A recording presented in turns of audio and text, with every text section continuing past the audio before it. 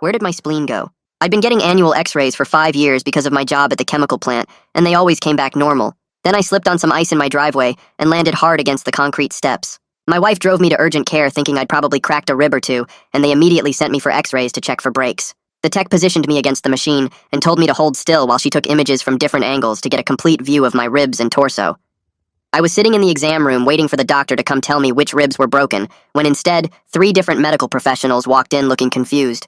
The radiologist was holding my x-ray films and kept flipping between them like she was trying to solve a puzzle that made no sense. She asked me if I'd ever had abdominal surgery, and I told her no, because I'd never had any surgery at all except getting my wisdom teeth out. She asked again if I was absolutely certain I'd never had any kind of operation on my torso, and I said I was completely sure because I didn't even have any scars. The radiologist put my x-ray up on the light box and pointed to an area on the left side of my abdomen where she said my spleen should be visible. The space was completely empty with just normal tissue where the organ should have been sitting. She said spleens don't just disappear and asked if I had any medical conditions that might affect my organs. I told her I'd just had my annual screening 6 months ago and everything had been totally normal, including my spleen, which was definitely there and the right size. They pulled up my previous x-rays in their computer system, and there it was in last year's image exactly where it should be. The radiologist kept switching between the old image and the new one, and you could clearly see my spleen in one and absolutely nothing in the other. She called in the head of radiology, who looked at both images and immediately ordered a CT scan to get a better view. He kept asking if I'd been to any other hospitals or clinics recently, or if I'd had any procedures done that I might have forgotten about. The CT scan confirmed what the x-ray showed, which was that my spleen was completely gone without any sign of surgical removal. There were no scars on the inside of my abdomen, and all the blood vessels that should have connected to my spleen just ended in normal tissue like the organ had never existed. The surgeon they brought in for consultation said, "This is physically impossible because spleens don't spontaneously vanish, and even if someone had removed it, there would be clear evidence of the surgery." They ran blood tests to check if I had a functioning spleen somewhere else in my body that just wasn't showing up on imaging. The results showed that my blood had all the markers of someone who'd been living without a spleen for at least several months, even though my last blood work from 6 months ago showed normal spleen function.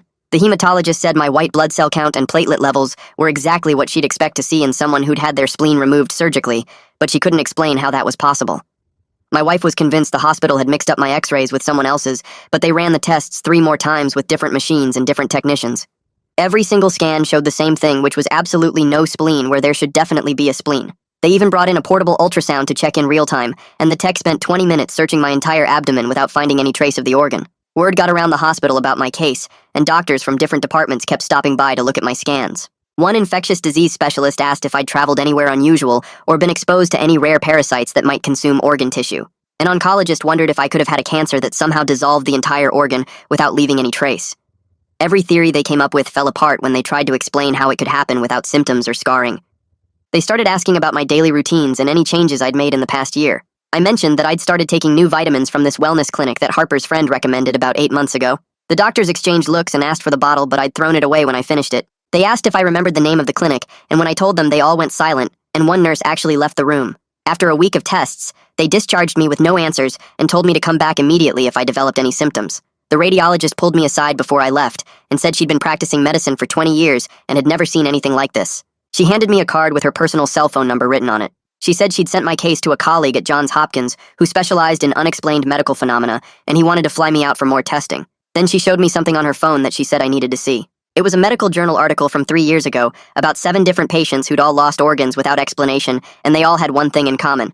And what I read made my entire body, or what was left of it, went cold. The article showed 7 patients from different states who'd all taken supplements from Wellness Collective clinics, and every single one had lost an organ without any surgical evidence. The radiologist scrolled down to show me the batch numbers, and they all started with WC47, just like she suspected mine would have. She folded the article printout 3 times and pressed it into my hand while writing down a phone number on the back with shaky handwriting. She told me this was Dr. Eleanor Pace at Johns Hopkins, and I needed to call her today because she'd been tracking these cases for 2 years. The radiologist kept glancing at the door like she was worried someone might walk in, and her voice dropped when she said the hospital administration didn't want staff discussing this pattern. She squeezed my shoulder and told me to be careful before walking out quickly. I stood there holding the paper and feeling like the floor might drop out from under me. My wife was sitting in her car in the parking lot scrolling through her phone when I opened the passenger door and collapsed into the seat. I tried to explain what the radiologist had shown me, but the words kept getting stuck in my throat. I handed her the article printout and watched her face change as she read through it. Her hands started shaking, and then she threw the car into reverse so fast I had to grab the door handle. She said we were going to that wellness clinic right now, and she was going to get answers from whoever was working there.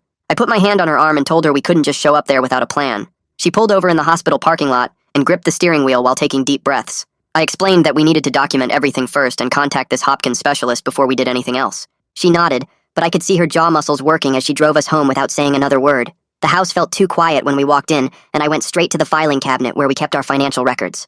I pulled out 8 months of credit card statements and spread them across the kitchen table. There it was in black and white on the April statement, Wellness Collective for $89.95. My wife stood behind me, and we both stared at that line item like it might disappear if we looked away. She took a picture of it with her phone, and then I did the same because we both knew we'd need proof. I picked up my phone and dialed the number the radiologist had written down. It rang twice before a woman answered saying this was Dr. Pace, and she'd been expecting my call. Her voice was calm, but I could hear urgency underneath when she asked if I was the patient from the radiologist's referral. She said she'd been tracking organ disappearances linked to these supplements for 2 years, and my case might help her understand the pattern. She asked detailed questions about when I took the supplements and what other medications or chemicals I'd been exposed to.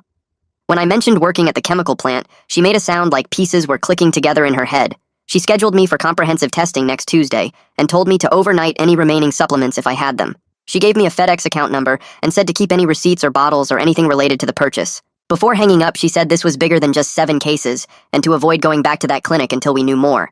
That night, I lay in bed feeling weird sensations where my spleen used to be, even though the doctor said that was impossible. My wife reached over and took my hand without saying anything because we both knew how scared we were. Neither of us slept much, and I kept touching my left side, expecting to feel something different. The next morning, I called my supervisor at the plant while my wife made coffee. I told him I needed extended medical leave for specialized treatment at Johns Hopkins. He sounded annoyed and started talking about quarterly targets and staffing issues. When I mentioned potential legal implications related to workplace chemical exposure, his tone changed completely. He approved the leave immediately and said HR would send the paperwork. After hanging up, I opened my laptop and searched for Wellness Collective online. Their website loaded slowly and showed dozens of 5-star reviews from 3 years ago, talking about miracle supplements and amazing energy boosts. But when I sorted by recent, there was nothing from the past 18 months. The last update on their blog was from 14 months ago, announcing new product lines. Their social media pages existed, but hadn't posted anything in almost a year. The clinic's hours showed they were open, but when I called the number, it just rang without anyone answering or even going to voicemail. I found their business registration online, and it was still active with an address about 20 minutes from our house. My wife looked over my shoulder as I searched and pointed out that all the positive reviews stopped right around when the medical journal article was published. She clicked on a health forum link near the bottom of the search results and started scrolling through posts from people asking about weird side effects from vitamins. Most of the posts were typical stuff about upset stomachs or headaches, but then she stopped scrolling and pointed at one from 3 months ago. The title said, "Missing kidney after taking Wellness Collective supplements. Anyone else?" And the username was JC Crawford87. I clicked on the post and started reading about this guy, Justin Crawford, who went in for back pain and found out his left kidney was completely gone. He described the same confusion from doctors and the same lack of surgical scars and how he'd taken supplements from the same clinic 8 months before his kidney vanished. My wife grabbed the laptop and started typing a private message to him, explaining our situation and asking if he wanted to compare notes. She hit send before I could even finish reading his whole post, and we both stared at the screen waiting for any sign he was online. About 40 minutes later, the message icon lit up, and there was his reply saying he couldn't believe someone else was going through this. He gave me his phone number and said to call immediately because his wife Chelsea had been keeping track of other cases. He mentioned they'd found 4 more people so far who all had different organs missing after taking those supplements. I dialed his number, and he answered on the first ring sounding desperate to talk to someone who'd believe him.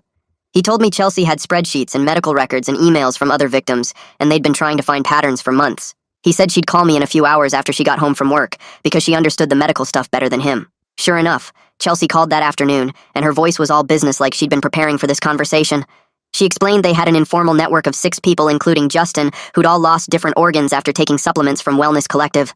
She rattled off the list, which included a woman missing her gallbladder, and a man whose adrenal gland had vanished, and another person missing part of their liver. The thing that connected everyone was the batch numbers on their supplement bottles all started with the same code. She said every single person had a batch number beginning with WC47, followed by a letter. She asked if I still had my receipt or any record of what batch I'd purchased. I told her to hold on while I dug through the filing cabinet where my wife keeps all our receipts and credit card statements. My fingers were shaking as I flipped through the folder from 8 months ago, looking for anything from the wellness clinic. There it was stapled to the credit card statement with the itemized receipt showing the supplement name and price. At the bottom, in small print, was the batch number, and my stomach dropped when I saw WC47B printed clearly on the paper. I told Chelsea what I'd found, and she made a sound like she'd expected it, but hoped she was wrong. She said this proved we weren't random victims, but specifically targeted by certain batches of supplements. She asked me to scan the receipt and email it to her, so she could add it to her evidence file. Right after I hung up, my phone buzzed with a text from Harper, asking why I'd been out sick for over a week. I stared at the message knowing I had to tell him that his friend's recommendation had led to my spleen disappearing.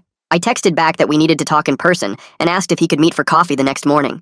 He agreed and asked if everything was okay, but I didn't know how to answer that in a text. The next morning, I sat in the coffee shop waiting for Harper and trying to figure out how to explain everything. He walked in looking concerned and sat down asking what was going on with me. I started from the beginning with the fall on the ice and the x-rays and watched his face go from confused to shocked as I explained about my missing spleen. When I got to the part about the wellness clinic supplements, his skin went pale and he grabbed his phone. He called his friend right there in the coffee shop demanding to know why they'd recommended that clinic. I could hear his friend on the other end claiming they'd just seen an ad online and thought it looked good. Harper kept pressing for more information, but his friend insisted they didn't know anything about problems with the supplements. After he hung up, Harper apologized over and over, saying he never would have mentioned it if he'd known. 3 days later, my appointment at Johns Hopkins finally arrived, and my wife drove us to Baltimore at 5 in the morning. I spent the drive reviewing all my medical records and making notes about dates and symptoms and anything that might help. The GPS led us through the hospital campus to a research building where Dr. Eleanor Pace had her office on the 4th floor. Her office walls were covered with charts and graphs and medical journal articles, all connected with colored string like a detective's evidence board. She had stacks of patient files on her desk and a whiteboard filled with chemical formulas I didn't understand.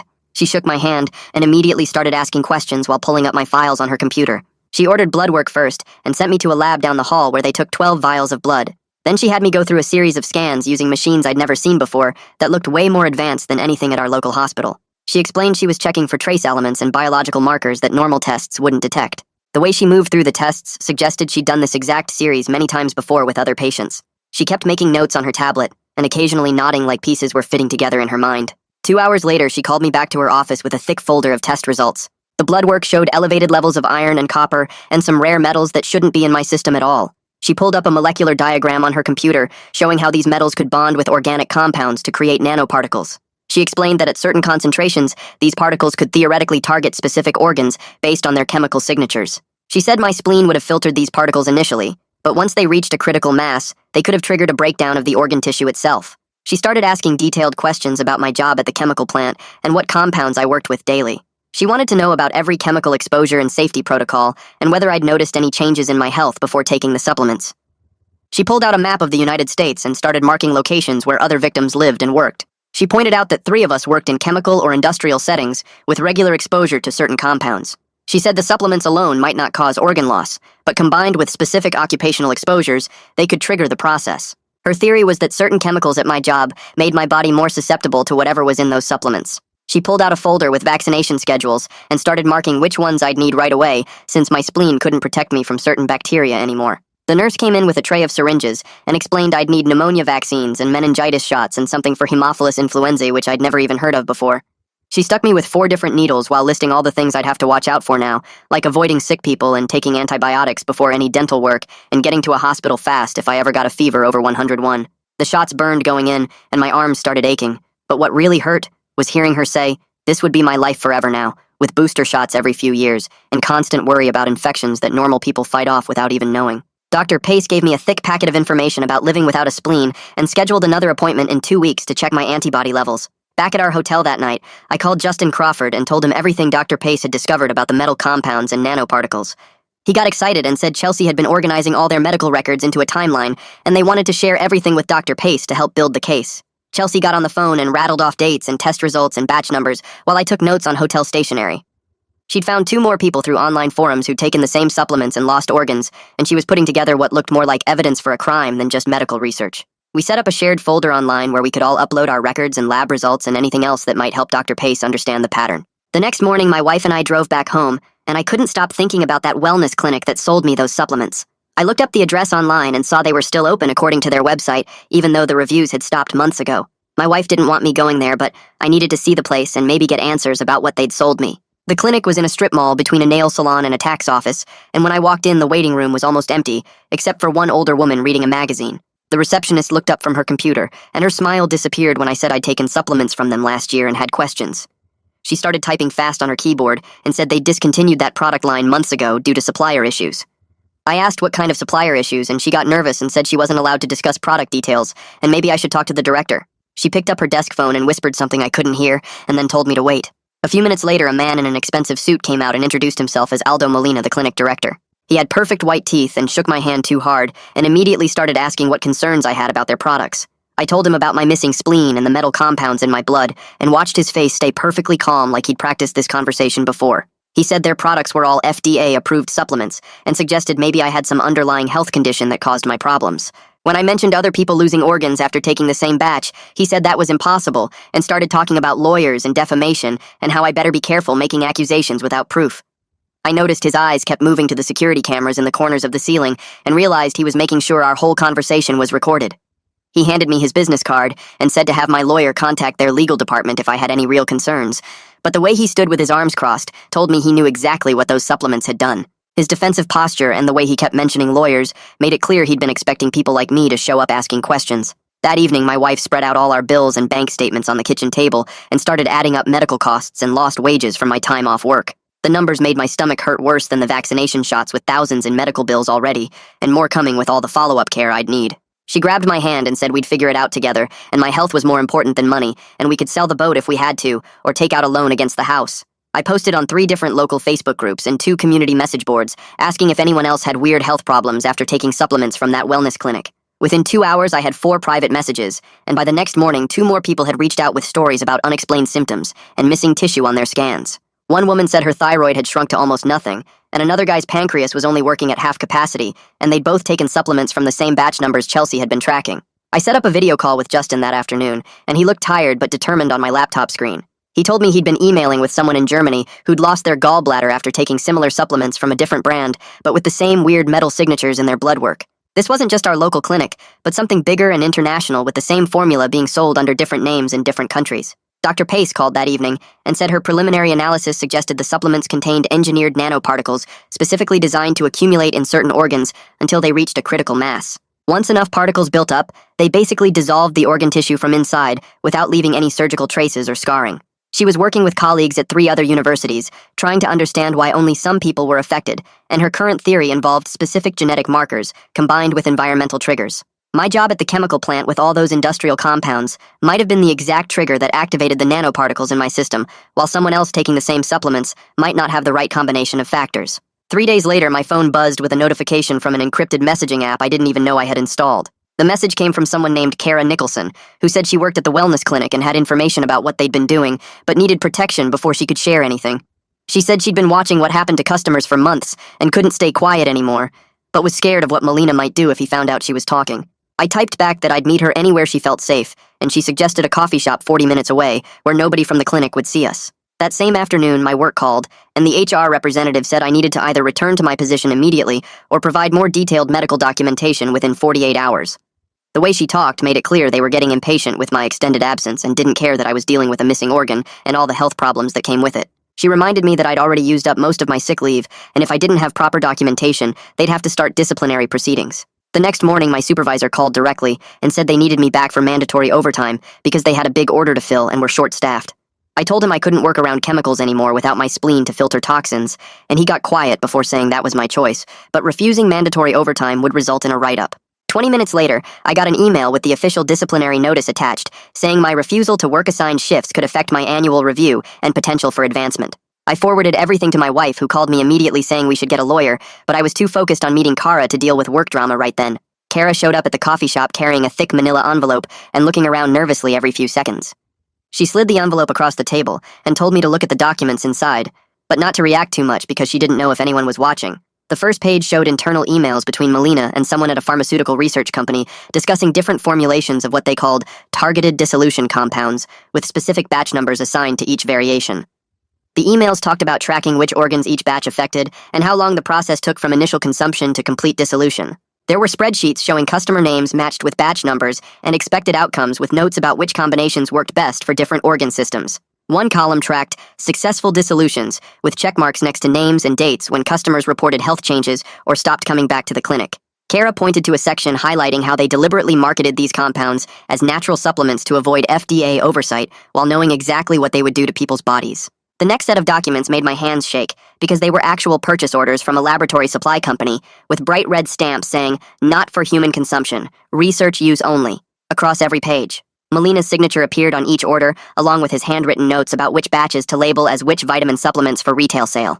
The invoices showed he'd been buying these compounds for 3 years, and the quantities kept increasing as they figured out which formulations worked most effectively. Kara had photocopied everything, including credit card statements, showing the clinic paid premium prices for expedited shipping on these research chemicals. She told me she'd started collecting evidence 6 months ago when she noticed customers coming back with strange symptoms and Melina telling her to stop asking questions about it. That evening, I called Dr. Pace and told her about the documents, and she said this was exactly the evidence she needed for the Institutional Review Board. She explained that having documented proof of intentional harm would fast-track the formal research approval and make it impossible for the clinic to claim coincidence or user error. She submitted our case series that night with all the supporting documentation and said the board would review it within days given the severity of the situation. 2 days later, I woke up with a fever of 102, and my wife drove me straight to urgent care, where they took one look at my medical history and immediately started me on intravenous antibiotics.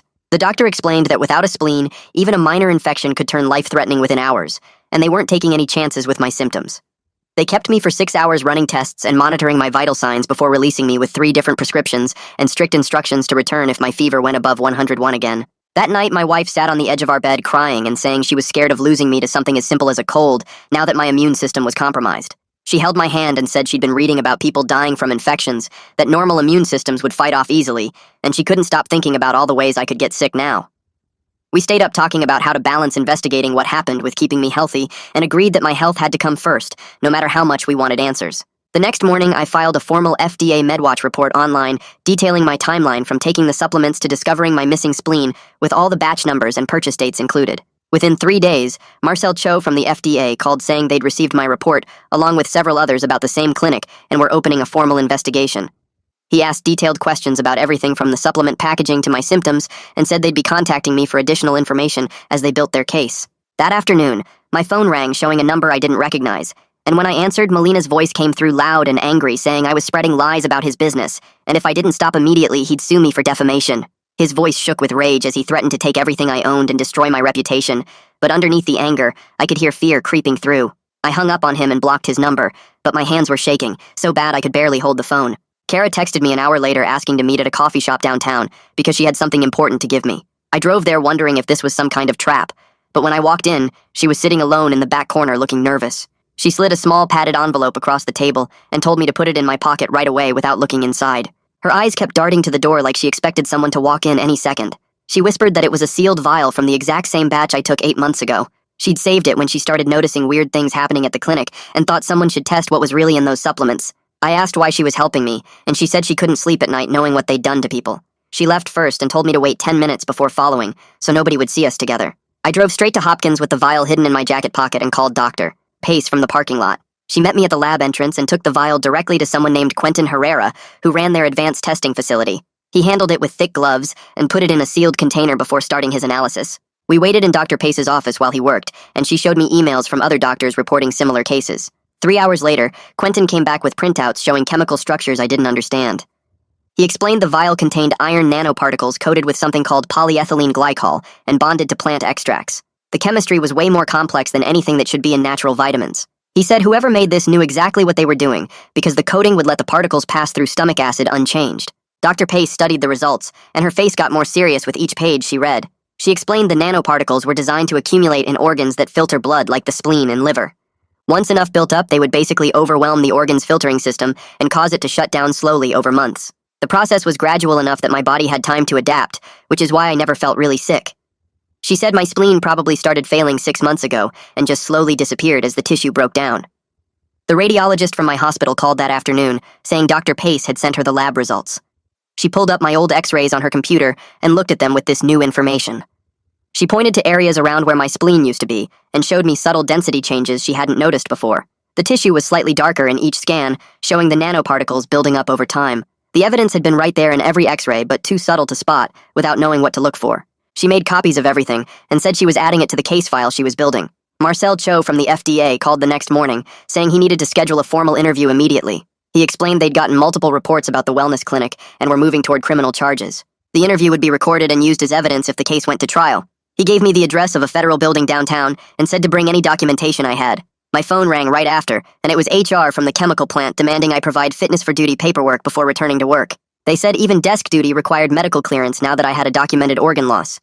We went back and forth about accommodations and finally agreed on flexible hours for medical appointments. They also promised to keep me away from any chemical exposure areas permanently. That night, I found an online support group for people living without spleens and spent hours reading their posts. They shared tips about avoiding crowds during flu season and which vaccines were most important to get. One person wrote about carrying antibiotics everywhere, and another explained which foods helped boost immune function. It felt weird but good to connect with people dealing with the same daily challenges I was facing. Dr. Pace called asking if I'd be willing to be the lead case in her medical journal article about supplement-induced organ loss. She said having a documented case with lab evidence would help warn other doctors to look for this. Being the face of this whole thing felt scary, but also gave me purpose beyond just being a victim. I told her yes, and she started drafting the paper that same day. 2 days later, I drove to the wellness clinic with Kara parked across the street in her car. She had her phone ready to record from her window while I went inside to confront Molina with the lab results. He was in his office and his face went red when he saw me walk through the door. I put the lab report on his desk and watched him scan through it while his jaw clenched tighter with each page. He started with denial, saying the tests must be wrong, and then shifted to blaming customers for not following directions. He said people took too much or mixed it with other supplements and that wasn't his fault. Not once did he ask if I was okay or express any concern about my health or anyone else's. His voice got louder as he insisted he'd done nothing illegal and threatened to call security if I didn't leave. I pushed him harder, asking why he kept selling after getting reports of problems, and that's when he snapped. He stood up and said something about acceptable losses and needing to maximize profit before regulators caught on. He said the real money was in the first year before the FDA started sniffing around, and after that you just moved on to the next product. Kara got the whole thing on video from her car, including him admitting he knew about problems early on. Dr. Pace called me that evening and told me to stay away from the clinic now that we had evidence because the FDA was building an enforcement case, but there were bigger financial players involved than just Molina who wouldn't want this exposed.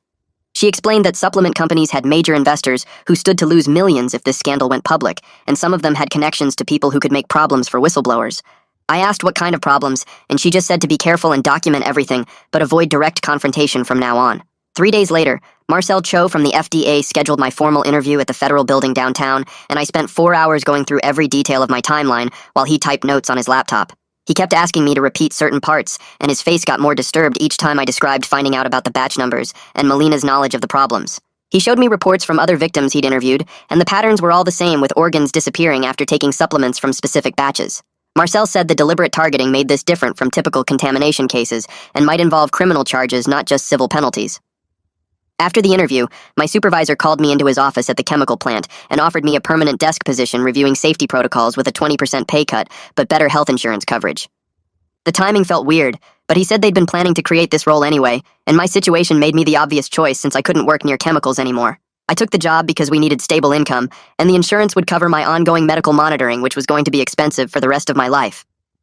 That same week, I drove past the wellness clinic and saw a big sign saying they were closed for renovations and would reopen soon with new management. The local news ran a brief story about the business closure, but framed it as part of normal turnover in the strip mall without mentioning any health concerns or investigations. I called Marcel about it, and he said they couldn't stop the clinic from closing voluntarily, but it might actually help the investigation if Molina thought he was getting away with it. Dr. Pace emailed me amazing news that her research paper about supplement-induced organ loss had been accepted by the New England Journal of Medicine, and she'd listed me as a contributing author. She said having my case documented in a major medical journal would help other doctors recognize this condition and maybe save lives even if we couldn't get our organs back. The publication was still months away, but it felt like the first real victory in this whole nightmare. Kara called me crying because she'd quit the clinic after giving her evidence to the FDA and now couldn't find work since potential employers kept asking why she left her last job so suddenly. I remembered the hospital HR department was hiring for administrative positions and connected her with the recruitment manager who'd helped process my medical leave paperwork. She got an interview the next week, and they hired her for a records management position that paid less than the clinic, but at least didn't involve poisoning people. My wife and I met with a financial counselor at our credit union who helped us restructure our budget around my reduced income and the medical expenses we'd be dealing with forever.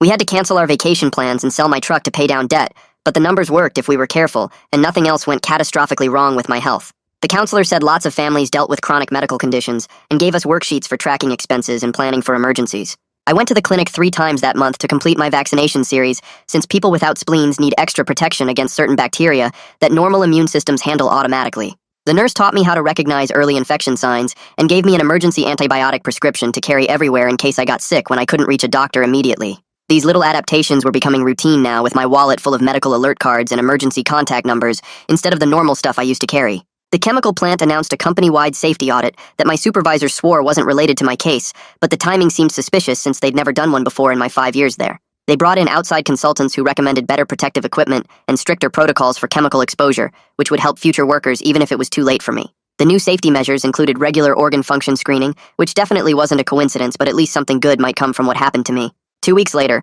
Marcel called to tell me the FDA had issued a public safety alert about supplements from certain batch numbers, without naming the wellness clinic directly yet. The alert warned consumers to stop taking any supplements with batch codes starting with WC47 and to seek medical attention if they experienced unexplained symptoms. It felt like progress even though the vague language frustrated me since people needed to know exactly which clinic had poisoned them, not just which batch numbers to avoid. Marcel explained they had to follow specific legal procedures before naming companies publicly, but promised more comprehensive warnings were coming once they finished documenting all the evidence. The alert was buried on the FDA website where most people would never see it, but at least it existed as an official acknowledgement that something dangerous had happened with those supplements. 3 weeks later, Dr. Pace called with news that her research proposal had been approved for a major grant studying how these supplements caused organ damage and what treatments might help victims like me. She promised to send updates whenever they made progress, and said our group's medical data was already helping them understand the mechanism better. The money from the grant would fund testing for prevention methods, and maybe even ways to detect damage before organs completely disappeared. That same week, I finally signed the paperwork accepting the desk position at the chemical plant after my supervisor made it clear I couldn't return to my old job without full medical clearance. The pay cut hurt, but having steady health insurance mattered more now, and my coworkers were being really supportive about the whole situation. They moved my desk away from the production areas where chemical fumes might drift and gave me flexible hours for all my medical appointments. The reduced exposure to chemicals was probably better for my health anyway, considering what had already happened to my body. A few days later, Kara sent me a message through the encrypted app saying she'd gotten the hospital job and wanted to thank me for the reference. She wrote that she finally felt safe at work, without worrying about what she was selling to people, or whether her boss was breaking laws. Knowing she'd escaped that toxic environment and found something better made the whole mess feel like it had at least helped someone, besides just exposing the clinic. The radiologist who first discovered my missing spleen called to tell me she'd been invited to present our case at a big medical conference next month. She wanted my permission to use my scans and test results in her presentation, and said she'd been telling colleagues how brave I was for pursuing answers when most people would have just accepted the mystery. Her presentation would reach hundreds of doctors who might recognize similar cases in their own practices and know to look for supplement connections. My wife surprised me that Friday by packing our bags and driving us to a lake cabin she'd rented for the weekend. We hadn't taken any kind of vacation since this whole thing started, and she said we both needed to get away from hospitals and lawyers and medical tests for a couple days. We were careful about crowds and brought hand sanitizer everywhere, but just being together somewhere quiet felt like the first step toward normal life again. The lake was peaceful, and we spent most of the time reading on the deck and cooking simple meals without talking about organs or lawsuits or medical bills. 6 months after discovering my spleen was gone, I went back to see Dr. Pace for my follow-up appointment. She ran a full set of scans checking every organ and confirmed nothing else had disappeared or shown signs of damage since we'd stopped the supplements. The blood work showed my body had adjusted to functioning without a spleen, and as long as I stayed careful about infections, my long-term outlook was actually pretty good. She wanted to keep monitoring me every year just to be safe, but said the immediate danger seemed to have passed once we identified and stopped the source. That night, I sat at my computer and started typing up our whole story from the beginning with every detail I could remember. I posted it on health forums and consumer protection websites and anywhere else people might search for information about weird symptoms or supplement safety. The post included the clinic name and batch numbers and warning signs to watch for and links to the FDA alerts that were still buried on government websites. Within days, hundreds of people had shared it, and dozens messaged me with their own stories of unexplained health problems after taking supplements from similar clinics. Some had lost organs like me, while others had different kinds of damage, but all of them felt relieved to finally have an explanation for what had happened to their bodies. Looking back at everything from that first x-ray to now, I'd lost my spleen and a chunk of my income, and any sense that the world was safe or fair. But I'd also found this whole network of people fighting the same fight, including doctors who believed us, and investigators who took us seriously, and other victims who understood what we were going through. Marcel kept pushing the FDA case forward, and Dr. Pace kept researching treatments, and Kara kept sharing evidence, and the radiologist kept spreading awareness at medical conferences. My body would never be the same, and I'd spend the rest of my life being careful about germs and infections that normal people never worried about. But I wasn't facing it alone anymore, and had helped expose something that might have hurt thousands more people if we'd stayed quiet. The support from everyone who'd stepped up to help made the loss bearable, and gave me hope that maybe we could stop this from happening to anyone else. That's a wrap for now. Thanks for just hanging out and exploring all these little details with me. Until next time, subscribe for more content like this.